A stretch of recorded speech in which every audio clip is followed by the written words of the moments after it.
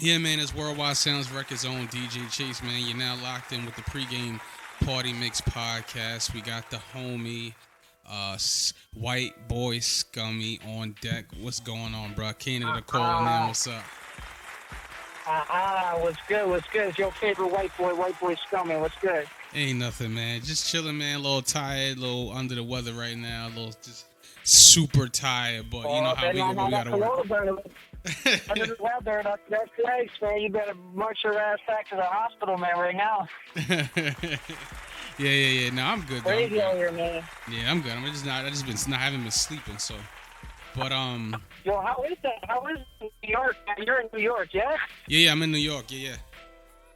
Should be a little scary over there right now, eh? And more or less, people are actually pretty they're pretty good though. They like wearing their mask and everything like that. So it is what it is. It's just so expensive, so people can't quarantine because it's like so expensive and so the bills are so high, and then nobody helps each other. So you gotta kind of fend for yourself in New York. So That's it, man. yeah, And yeah. you know, it's like it's not always where you live, it's how you live too. You know what I mean? As long as you're on your P's and Q's, then what can you do? Yeah, definitely. So how's everything in what part of Canada you in? I'm just north of Toronto, Oh, north in of the Toronto. country. Okay. Cool. Yeah, man. I gotta say it too, because everyone's like, you know what I mean? Like, you go to the shows, and all the shows are popping in Toronto, and that's where the people are at. So it's definitely where you promote your music. But like, I ain't from Toronto, and I'm not one of those white boys that's gonna, you know what I mean, talk shit like I'm born and raised there. I lived there for a long time, and I plan on moving back. Mhm. But, nah, man, I'm a country boy through and through. You know what it is? Yeah. Now Around the Toronto. bucket. Yeah. I went to Toronto in 2017. It was dope. I love Toronto, so you know. Oh, me too, man. I mean, yeah, it's just different parts, you know what I mean? Like, same as in New York, you got to know where to go, where not to go. But, I mean, I've been all, man, it's cool there. I just like the vibe. I like the community. And, yo, I tell you what, there ain't no hip-hop out in the country, boy. They know they got, man. You think people look at me crazy in Toronto? Man, you wait till you see a white boy rapping in the country, man. They'll call you out so quick, man. Nah, it's crazy because but it's dope. It is what it is. Yeah, but it's dope, man. Because at the end of the day, you know what? You making your own lane, you making your own way. So that's the best thing, even when we do DJing and doing different, music, like different places and stuff like that. It's always good because you can make your own way. Well, that's the thing, man. Like, at the end of the day, like, if you're not being authentic, whether it's the first single or the video or the interview or at some point in your career, people are going to clue into the fact that you're not doing you. And they're going to call that out, and that's cat. That's fake, man. And I don't believe in that, man. I believe authenticity is folk. So what am I going to do but tell you my truth? You know what I mean? Yeah, definitely. You got that energy. You definitely got that look. So what made you? Well, let's get into it. What made you start rapping? You know what I'm saying? Because that's not from where you from. That's definitely not I guess a job career move. So what made you start rapping? Yeah, that's a good question, man. For real, I mean, I guess when I was young, there was a cat in town, rest in peace, John Hughes was his name, and yeah, he actually put me on the drums. My mom owned a little shop, a little mom and pop kind of store in town there. I grew up in a small town called Sutton. I don't know if all my Canadian listeners just tuned out right there. But anyway, he always used to come into my store and whatever, and I was young.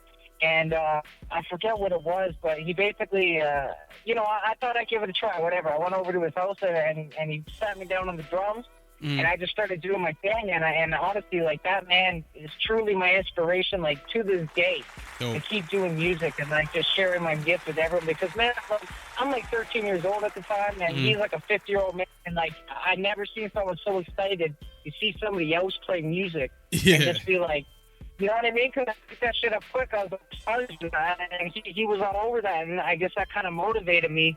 And then the next year, he ended up committing suicide, which is a long story, whatever. I won't get into all that. Yeah. But, like, ever since then, man, it was just I knew that music was important to me. It meant something to me, and that man had an impact on my life that I'll never, ever forget. Yeah. But yeah, I'm just like, so I was really drumming at first. So I had the rhythm in me, you know what I mean? And then you know, I was just on some backpack shit. I had my boys in high school. Like, when I went to high school, ASAP was just coming out, Pro Era, Odd Future. I'm not even too big of an Odd Future fan. That's about like 20. Really badass for me, man. Yeah, that's about 2010. Yeah.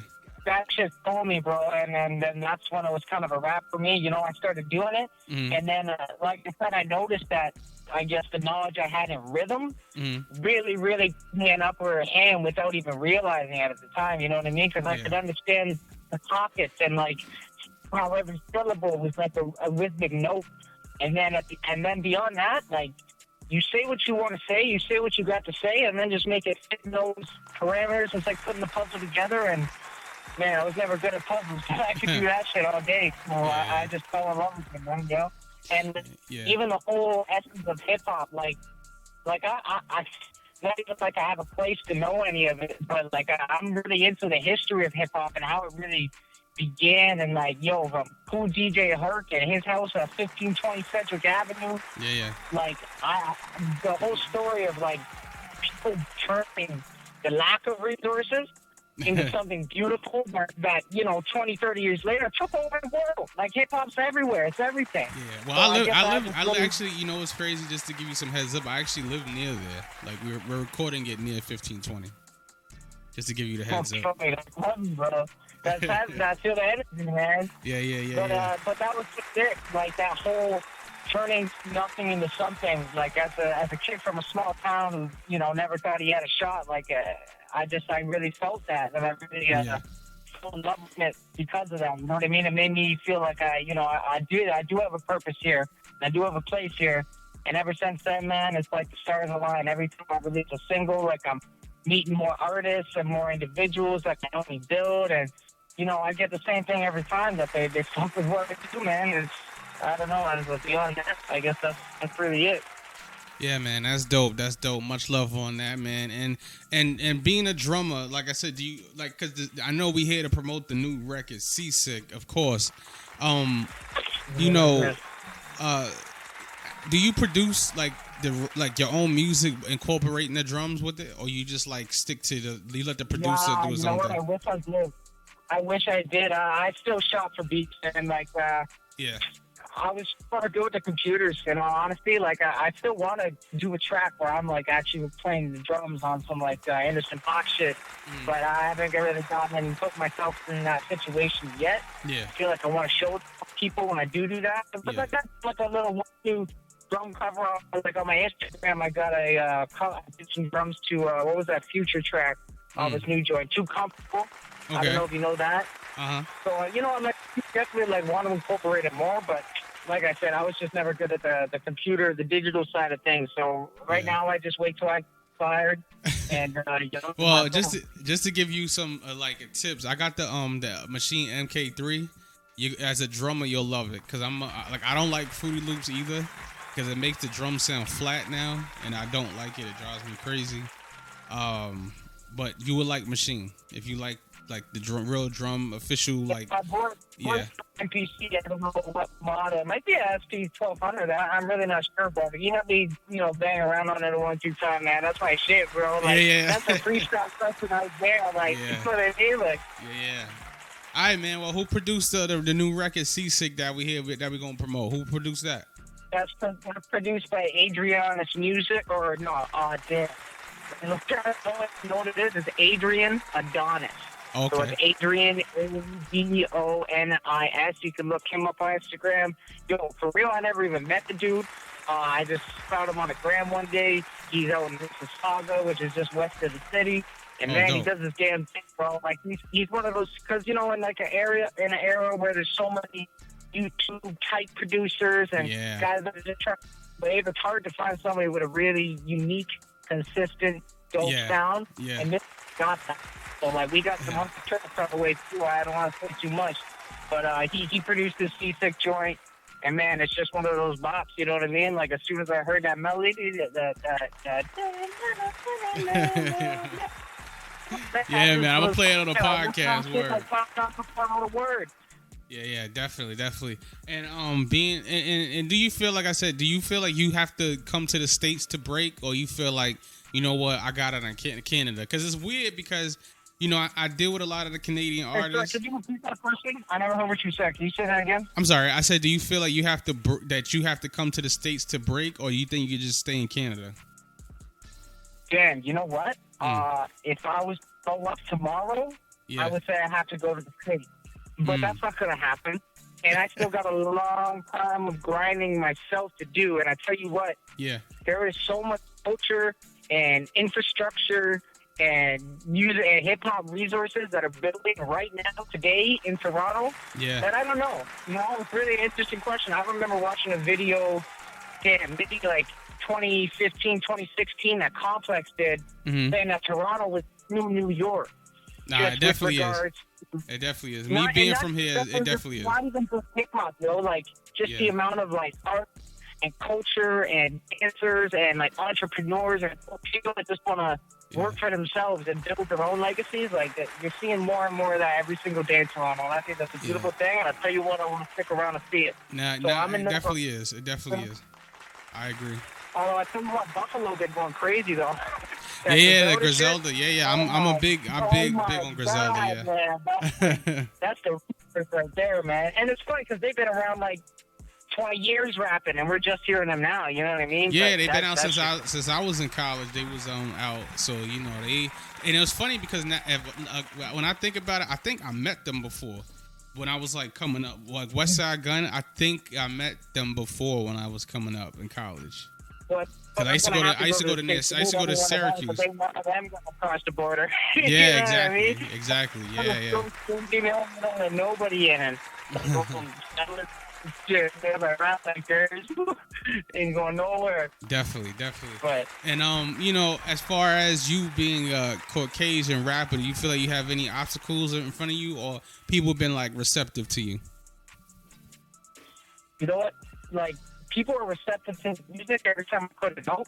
The problem for me is exposure for one. Like, I tell you, I'm on the ground floor. Like, I've been writing for years and years and years, but I only really took the leap for releasing music last, when did my first single come out? Don't Ask came out in, I think, November 2019. And I've only released a couple tracks since, but, like, now is really when I press the button. Like, with Seasick, I'm trying to start some shit with that. Like, you'll be hearing from me, you know, very soon after, too. Yeah. But, right now, the biggest obstacle for me is, like, definitely just showing my ish to more people.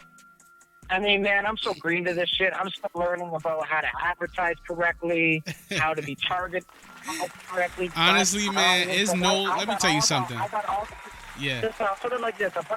Like, I got all the barriers in front of me and all the willpower to find out how to conquer them one by one. You know what I'm saying? That's all you need, bro.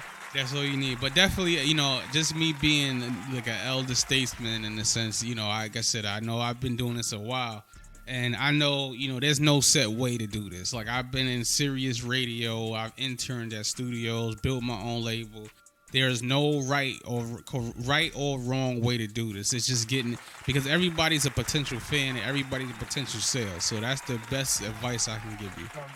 You know, so don't get discouraged. You know, it's almost like the wrong answer is always the right answer, because the right answer, something that worked for somebody, was done by that person.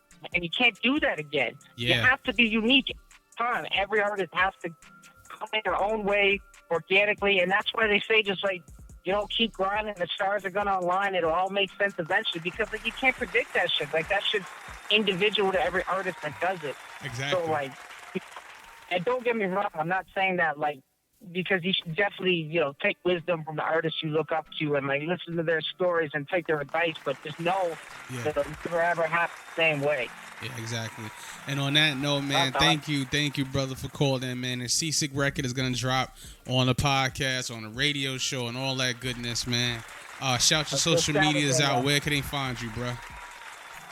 Alright, so it's White Boy Scummy. Just spell White Boy Scummy, Scummy, on every platform, man. There ain't no doubles on me. This is the only one you get. So you find me on Instagram, Facebook, goddamn TikTok, YouTube. Then you can find me on all streaming platforms, Spotify, Apple Music, goddamn Deezer.